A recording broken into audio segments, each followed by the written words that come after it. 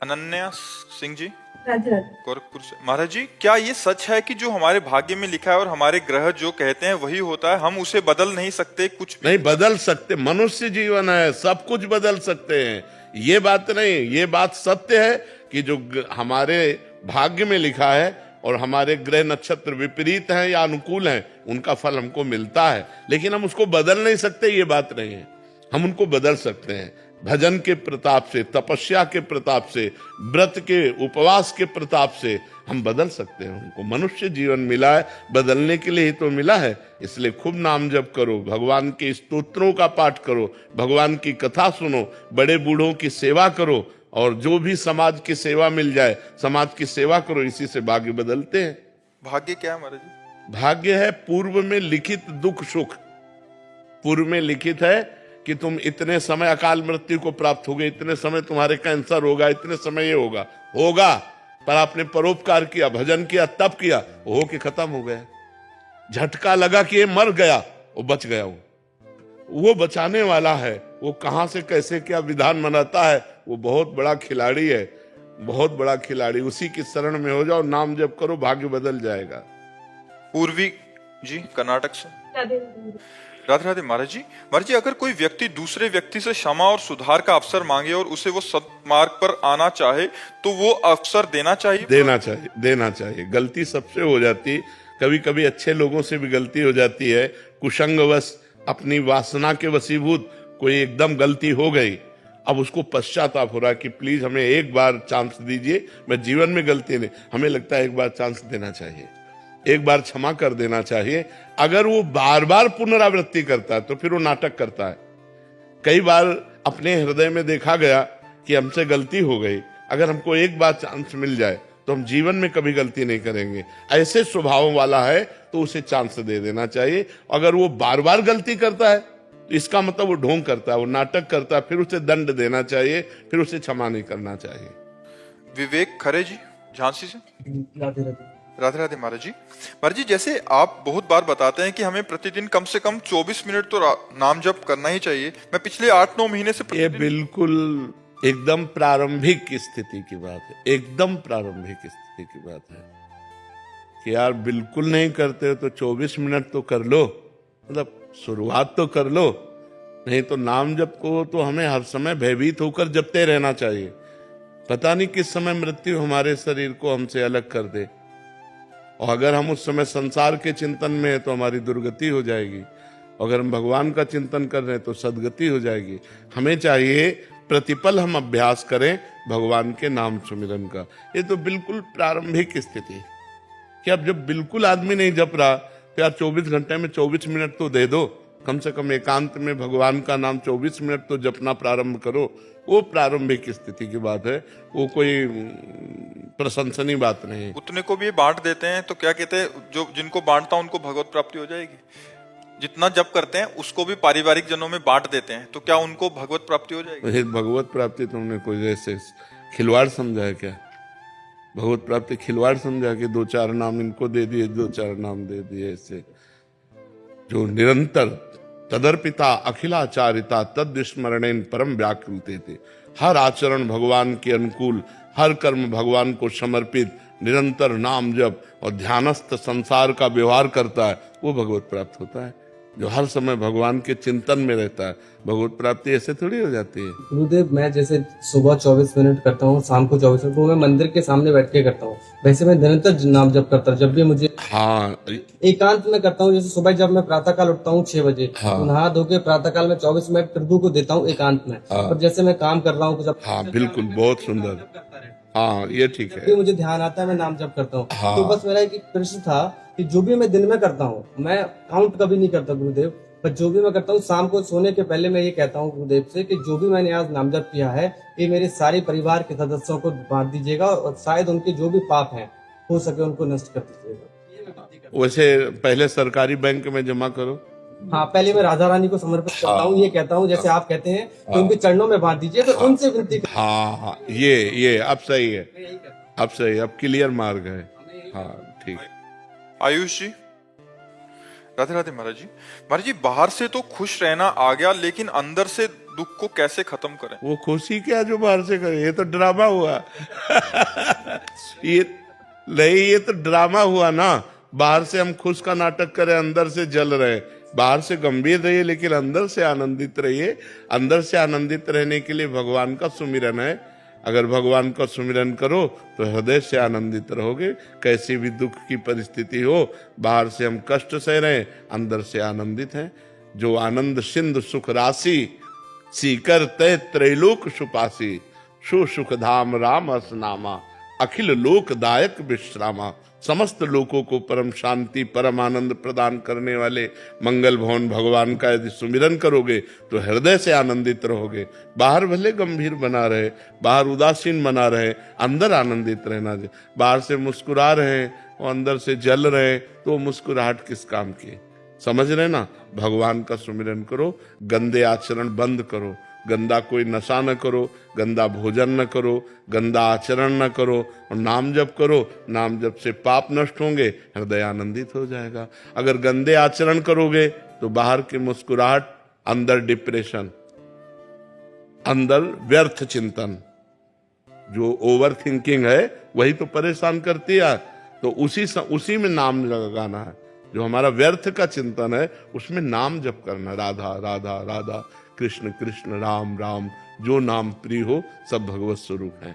ठीक है चारू जी? राधे राधे। राधे राधे महाराज जी। महाराज जी, सबसे बड़ा कर्म है, तो अच्छे कर्म के बाद नहीं, कभी-कभी कर्म नहीं, सबसे बड़ा धर्म है। धर्मयुक्त कर्म है। अगर केवल कर्म है तो कर्म तो सब कोई कर रहा है लेकिन दुर्गति को प्राप्त हो रहा है।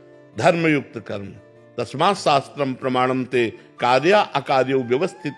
क्या कार्य करना चाहिए, क्या नहीं करना चाहिए, ये शास्त्र प्रतिपादित धर्म, धर्मयुक्त कर्म, ना कि केवल कर्म।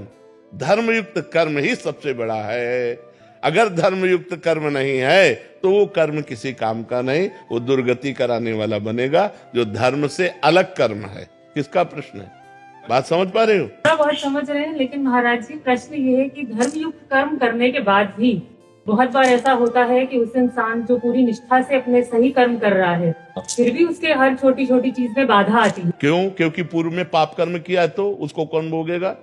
आज खेती जो बोई है अभी काट लोगी, 6 महीना लगेगा उस फसल को, लेकिन आज जो खा रही हो वो पूर्व का बोया हुआ है, पूर्व का किया हुआ पाप कर्म तुमको धर्म करने पर भी असफलता और निराशा और अशांति प्रदान करेगा। उसको सहो और धर्मयुक्त आचरण करो तो आगे सही हो जाएगा, तो आगे आपका जीवन सही हो जाएगा। हमारे भगवान के ऑफिस में कोई गलत निर्णय नहीं होता, राय से पाए नहीं। जो कर्म किए हो उसी को भोगना पड़ेगा।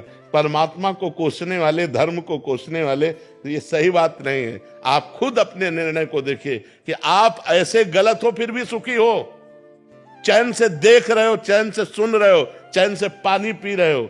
नहीं तो वो जब मालिक दंड का ऐसा विधान कर देगा कि जबान से पानी भी नहीं पी सकते, बोल भी नहीं सकते, देख भी नहीं सकते, सुन भी नहीं सकते। कर्मों का हिसाब देखो कैसे कैसे हमारे कर्म कैसे हैं। हम भगवान को कोसते हैं लेकिन ईमानदारी से अपने कर्मों का अगर चिट्ठा हम खुद जांचें तो ऐसे होगा, ऐसे केवल ऐसे होगा। हम लोग अपने दोषों को छुपाकर, अपनी गलतियों को छुपाकर फिर धर्म और भगवान को कोसते हैं। नहीं, ये ठीक नहीं है। धर्मयुक्त कर्म ही, लेकिन वर्तमान में धर्म करते हुए हमें दुख मिल सकता है, क्योंकि पूर्व में हमने जो पाप किया उसका परिणाम हमें दुख देगा कल के। पूर्व में हमने जो पाप किए हैं, जो पुण्य किए हैं, वो पाप और पुण्य सुख और दुख के रूप में आएगा। लेकिन आज जो हम धर्म से चल रहे हैं ये कल हमें आनंद प्रदान करेगा।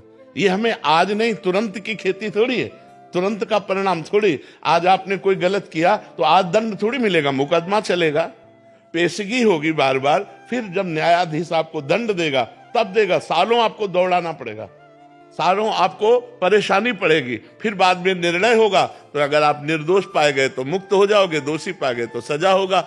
ये तो है यहाँ का न्याय। हमारे भगवान के यहाँ तो बड़ा रजिस्टर है, अनंत ब्रह्मांडों का है। कहो 100 जन्म का हिसाब अब आवे। भीष्म जी कह रहे हैं 6 महीना से मैं बाणों की सैया में पड़ा हूं, मैंने कोई ऐसे पाप नहीं किए, 70 जन्म देखने। बोले और आगे देखो। हमारे भगवान का जो रजिस्टर है वो थोड़ा खुलता लेट है, लेकिन जिस दिन खुलेगा उस दिन राय पाई का हिसाब एकदम करेक्ट होगा। तो हमारे तो हजारों अनंत जन्मों का हिसाब किताब भरा है, इसीलिए भजन कर लो जिससे पाप नष्ट हो जाए और तुम सुखी हो जाओ। अपनी बुद्धि काम नहीं करेगी, राधा राधा राधा भगवान की शरण में होके चलो तो आनंदित हो जाओगे। हरिवंश शरण जी। राधे राधे राधे राधे महाराज जी। महाराज जी, नाम जप से श्री जी जल्दी प्राप्त होंगी या शास्त्र के ज्ञान से जल्दी प्राप्त? नाम जप से। जितना नाम जप होगा, शास्त्र के ज्ञान का मतलब है रास्ता, और नाम का मतलब है रास्ता तय करना।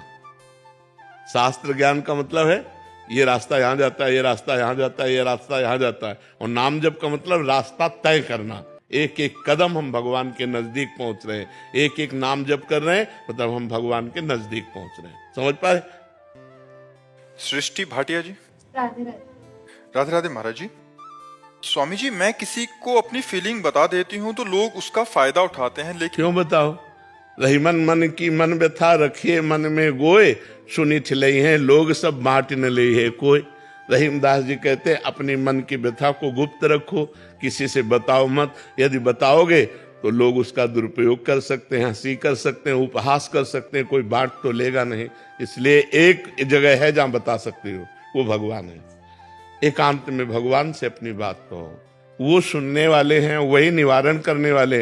इंसान से कहोगे तो आपका प्रयोग कर सकता है। जब मैं दिल में रखती हूँ तो मैं उदास हो जाती हूँ, तो भगवान से करो ना।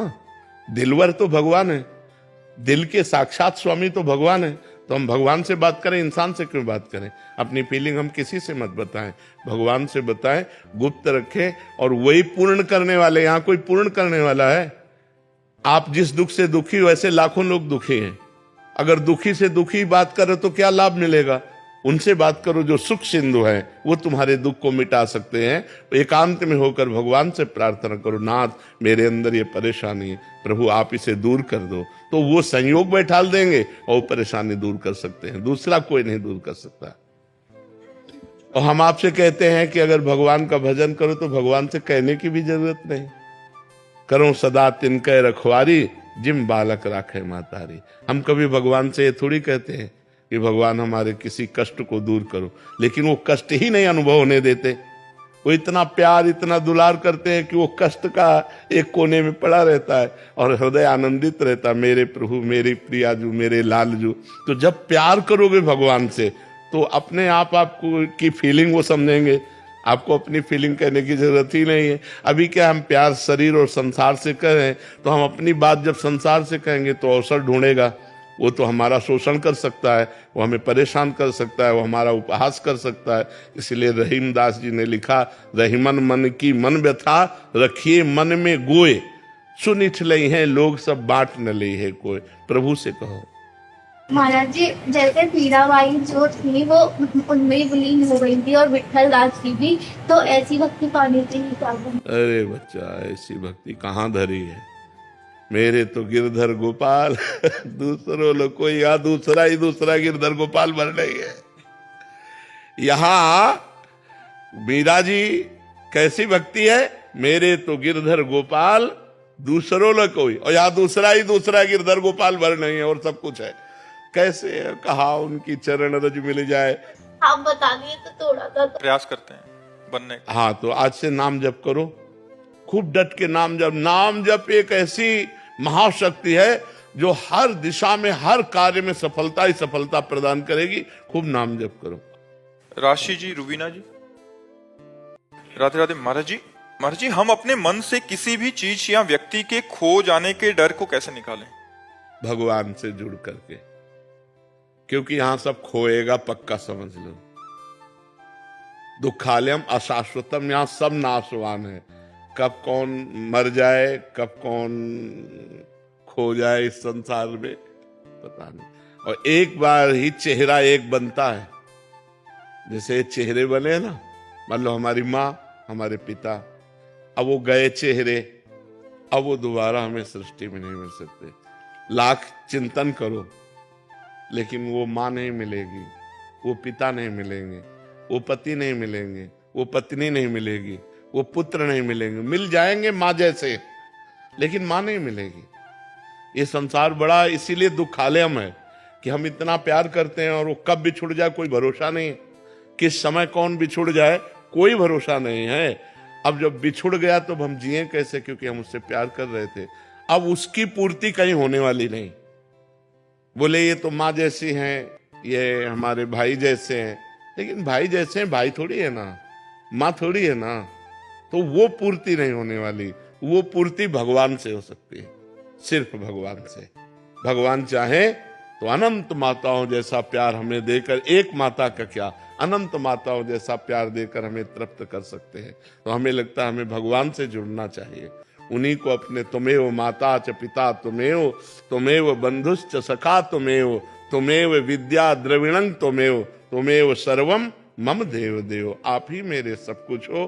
तो वो अविनाशी हैं, उनसे जो हमारा प्यार हुआ वो कभी टूटने वाला नहीं, क्योंकि वो अविनाशी हैं। और ये शरीर मरण धर्मा है। अगर हम शरीरों से प्यार करेंगे तो कभी भी कोई भी शरीर नष्ट हो सकता है, इसकी कोई गारंटी नहीं कि कल हम बोलेंगे कि नहीं, है नहीं। इसके इतना भयावह संसार है कि अब दोबारा हम लोग मिल पाएंगे कि नहीं, इसके कोई गारंटी नहीं है। आज हम एक जगह बैठे, दोबारा कभी जिंदगी में मिल पाएंगे कि नहीं, कोई गारंटी नहीं। बड़ा भयावह संसार है। तो महाराज जी, अगर भगवान से ही प्रीत करें तो मतलब बाकी रिश्तों की क्या अहमियत? उनमें भगवान मान के करें।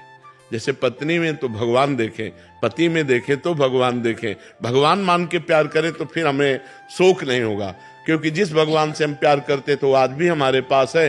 रूप अलग हो गया, रूप नष्ट हो गया, शरीर नष्ट हो गया, लेकिन भगवान तो हमारे हैं। तो हम वियोग को प्राप्त नहीं होंगे, नहीं फिर वियोग में हम बहुत डिस्टर्ब हो जाएंगे। जिससे हम प्यार करते हैं वही चला गया तो अब जिए कैसे, उसके बिना कैसे जिए। चाहे वो माँ हो, चाहे वो पिता हो, चाहे वो पति हो, चाहे वो पत्नी हो। जब हम दिल से प्यार करते हैं और वो हमारे से बिलग हो जाता है और कभी नहीं मिलेगा, तो उस सोच मात्र से हमारा हृदय व्यथित हो जाता है। फिर बहुत परेशानी हो जाती, जीना मुश्किल हो जाता है। फिर ऐसा लगता है अब कैसे जिए, किसका सहारा लें। जिसको मान लो पत्नी को प्यार किया वो मर गई, पति को प्यार किया वो मर गया, पुत्र को प्यार किया वो मर गया, अब वो दोबारा हमसे मिल नहीं सकते। अब हम उनके बिना जिए कैसे। और भगवान से संबंध माना नहीं तो अब जिससे संबंध माना वो चला गया, अब जिए कैसे। बड़ा दुखालय संसार है। इसीलिए अध्यात्म से चलो तो ज्ञान के द्वारा मोह को काट सकते हो, नहीं तो मोह मिटिया मेट कर देता है। मोह जो है वो बहुत दुख पैदा करता है, बहुत अशांति पैदा कर देता है। महाराज जी, जब भगवान मान के करेंगे तो क्या हम रिश्तों को अच्छे से निभा पाएंगे? बहुत ज्यादा जोर से निभा पाएंगे। अभी तो हम शरीर मान करके कर रहे हैं, और जब उनमें देखते हैं मेरा भगवान है तो और बढ़िया प्यार होता है, और अधिक प्यार होता है। पर वो प्यार बंधन कारक नहीं होगा। जिसे हम अपना भगवान मानते हैं वो बंधन कारक प्यार नहीं होगा, और जिसे इंसान मानकर प्यार करते हैं वो बंधन कारक होगा, वो बंधन कारक होगा। महाराज जी, सामने वाले भगवान अगर प्रतिकूल व्यवहार करें तो सह जाएंगे कि मेरा प्रीतम है ना, मेरे प्यारे तुम ही हो। अगर तुम मुझे रुलाना चाहते हो, दुख देना चाहते हो, इसमें तुम्हें मुस्कुराहट है तो मैं रोऊंगी, दुख सहूंगी, आप मुस्कुराओ। प्यार का मतलब क्या होता है कि अगर तुम मुझे दुख देकर सुखी होना चाहते हो तो तुम सुखी रहो, यही मैं चाहती हूँ। तुम सुखी रहो, तुम प्रसन्न रहो, तो वो सदैव आनंदित रहेगा जिसके अंदर ऐसे भाव है। ऐसा प्यार तो बहुत कम देखने। हाँ, तो इसीलिए प्यार नहीं कहते। ये जो कहते हैं प्यार थोड़ी है, ये तो वासना की पूर्ति के लिए बोलते हैं। अपनी इच्छा की पूर्ति के लिए, अपनी कामना की पूर्ति के लिए कहते हैं मैं तुमसे प्यार करता हूं। वो उनसे प्यार थोड़ी करता है, वो तो अपनी वासना से प्यार करता है। उसकी वासना के विपरीत हो जाए फिर देखो वो डायलॉग बदल जाएंगे। तो प्यार कहाँ है? हाँ, प्यार तो कोई बिरला कर पाता है।